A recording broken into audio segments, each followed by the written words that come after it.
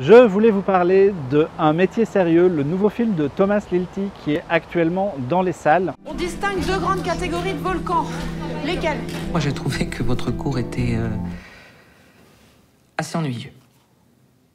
Thomas Lilti, c'est un ancien membre du corps médical qui a fait tout un tas de films sur la médecine et les hôpitaux et aussi la très bonne série Hippocrate en 2 saisons sur Canal+, qui revient cette fois-ci avec un film pas du tout dans le milieu médical mais consacré à l'éducation, puisqu'on va suivre un petit groupe de profs dans un collège de banlieue sur à peu près une année entière, à partir du moment où un des jeunes profs incarné par Vincent Lacoste rentre jusqu'à le début de l'année suivante. Et à travers toute cette galerie de personnages, il va s'intéresser au métier de prof comme il s'était intéressé au métier de médecin, avec même jusqu'au même tic dans la réalisation et dans certains détails d'ambiance, les repas tous ensemble à la cantine, les fêtes, les profs qui vont s'isoler pour fumer des clopes à des balcons, ce genre de choses.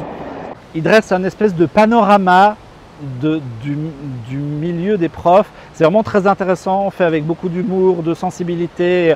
On retrouve vraiment ses habitudes et ses tics à lui qui fonctionnent bien là aussi.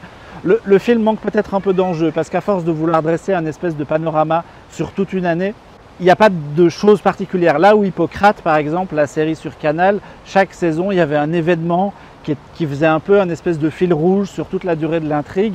Là, ce n'est pas le cas. C'est vraiment un portrait très cool, très sympa, avec des acteurs incroyables, avec lesquels il avait déjà l'habitude de tourner, puisqu'on retrouve Vincent Lacoste, William Lebguil, Louise Bourgoin et même Bouli Lenners qui fait une petite apparition. C'est fait avec beaucoup de talent. Moi, j'ai vraiment aimé, malgré cet aspect un peu trop panorama.